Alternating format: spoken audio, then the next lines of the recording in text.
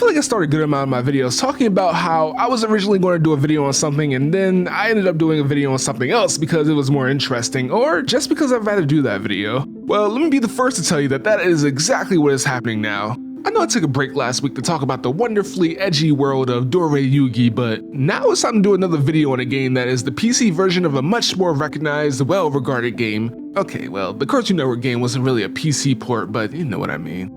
So my initial plan was to make a video on the Shrek 2 game and why I love it so much. I mean, shoot, I still might. But while I was doing the prep work for that video, I found something that I had no idea existed. Shrek 2 has a PC port. And not only that, it had two PC ports. One that is just the console version and another that was completely different altogether. Now, the concept of a PC version of a game being very different from the console version is not new to me. The SpongeBob videos are exactly that. But the thing that I find really interesting is how I've honestly never heard anything about this game. And with all that said, I had to take a look at the game because, like an onion, it made me cry.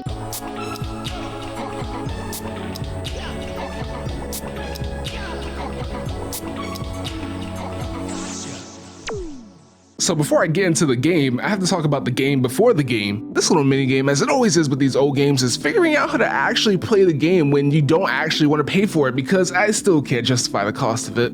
I thought it would be easy to just download it from a site that totally won't give my computer AIDS, but it didn't work for some reason. I tried to reinstall it and re-download, but there were only so many times I could run malware bytes before I lost my mind, so I gave up for a bit.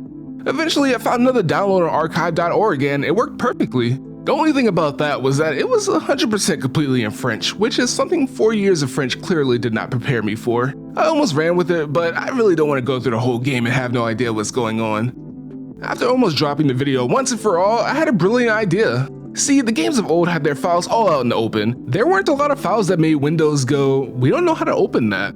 I can just hop in there and listen to a particular song from a game if I wanted to. And with that said, I thought if I took out all the audio and visual files from the non-working English version and slapped them into the French version, it would just work. Just like my buddy Todd. But unlike Bethesda games, it did work, and without a hitch I might add. It might as well have been the English version for all I cared. Of course, at first, the loading screen, the wanted posters, and the health items, among other things, were still in French, which isn't that big of a problem because it doesn't stop me from understanding anything. And even then, I realized I just had to change the config so the language was English instead of French, so that wasn't a problem either. Overall, I didn't have to do too much, and I was able to cruise through the game. If you do want to try out the game, I'll leave a mega link or something of the translated version in the description below. It should work by clicking the exe, but unlike Bethesda, I'm not making that promise.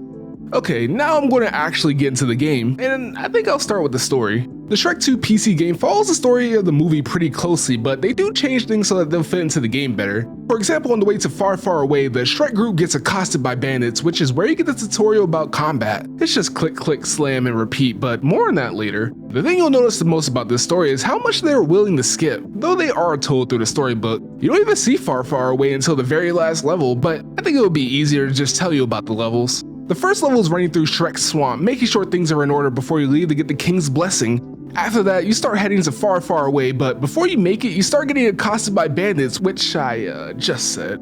The first two levels are basically the tutorial levels where Donkey explains everything you could possibly do in the game, like there's nothing left to the imagination. After that, we skip all the way to when Shrek heads out to the forest to meet the king. I'm talking after the dinner scene and after Shrek reads Fiona's diary. You play first as Donkey to find out where Shrek is, and then as Shrek so you can lay the smackdown on Puss in Boots. After that, you go straight to the fairy godmother's office, where Puss gets a lot more solo airtime here than what he got in the movie and even in the console game. But that just means he goes through a lot more events. Then there's this weird level that drags on a little too long where you head to a place to drink the happily ever after potion and rest. Donkey and Puss run off and you have to follow them while also running into areas where you need to beat enemies before you move on. Boom bam pow, you're in prison because the fairy godmother caught Shrek and the gang spying, but that's not enough to put people in jail, so FGM said they were robbing and murdering people because no one's gonna doubt her. You break out of prison, but Shrek, Puss, and Donkey get separated, which means that you have to go through the level 3 times. The levels are kind of different, but not enough to make me feel as if I'm not going through the same level again.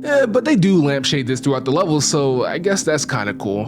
And the boss here is the same each time, but that doesn't really come up in the narrative until the end of the third section. Finally, you storm through Far Far Away on top of Mongo the gingerbread man to face the fairy godmother in an epic, well, it's a fight. And that's the game more or less. There aren't too many puzzles and the ones there don't really take a lot of work to figure out. There are some incentives to exploring the levels though. I think there are secret areas and you can find permanent health upgrades as well as wanted posters where if you get enough, you go to a coin collecting level where you can get all the coins you could ever want. Coins don't really do much, but more on that in a bit. So with that out of the way, it's time to talk about the gameplay. It's a pretty simple game, which when I found out that the game was aimed to be more child friendly, it all made more sense. This is a standard WASD to move game. You left click to attack, and if you smash it like you should that like button down below, you'll do a combo that ends with the area of effect type move.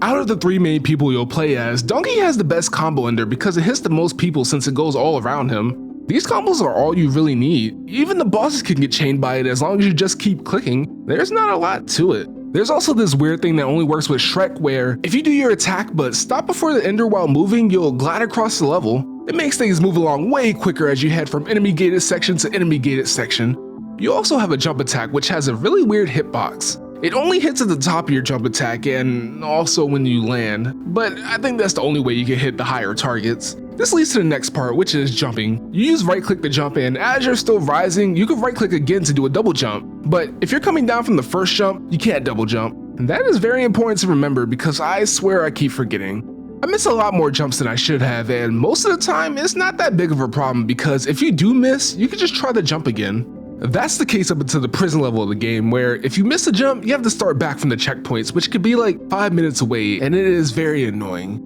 And that's not even the worst part. There are some platforms in the prison where when you jump from them, you fly to the next platform. I think this was because they wanted to make some of the platforming here a little easier for the kids playing, but the only thing is that there is no indication for which platforms do this, and if you mix it up, you can very easily get screwed over. I mean, I died a couple of times this way.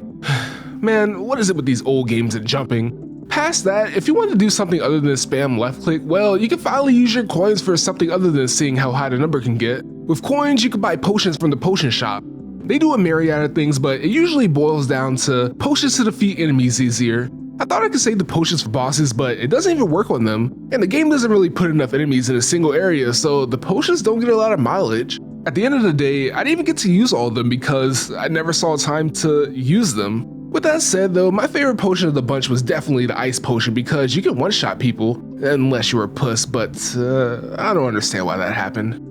You know, really looking at it, there's not a lot to the gameplay because I'm pretty sure that's it for this section. And I'll be honest with you, I'm not entirely sure why this game was made. It felt more like a time sink than anything, and it really made me wish I could just play the better version. Like, I know the developers no wonder have some experience making games based on cartoons, and I get that they wanted to make this game more kid-oriented. That's fine and all, but there's still the fact that they still ported the console version to PC afterwards. I also know that this one, the original PC one, came out first and wasn't as well received, so there is always the possibility that they realized they should just port over the console version and bang that out afterwards. Of course, they could have just always wanted to make both so that they could double dip on the IP, especially if it didn't cost that much to develop. I'm sure this game might have confused some people who wanted the Shrek 2 game that was all the rage. No one would expect that the right one would be called Team Action, but what do I know? These are theories, Shrek theories. So what do you think? You got a hankering to play some Shrek 2, not Team Action? Once again, I left the game in the description if you really want to try it out, but moving on from that, are there any other weird PC ports that I need to check out? Make sure to leave it in the comments, I read all of them. There aren't that many anyways. And of course, be sure to like and subscribe, it really does mean a lot. But before you go get your pitchforks to hunt some ogres, have a nice day.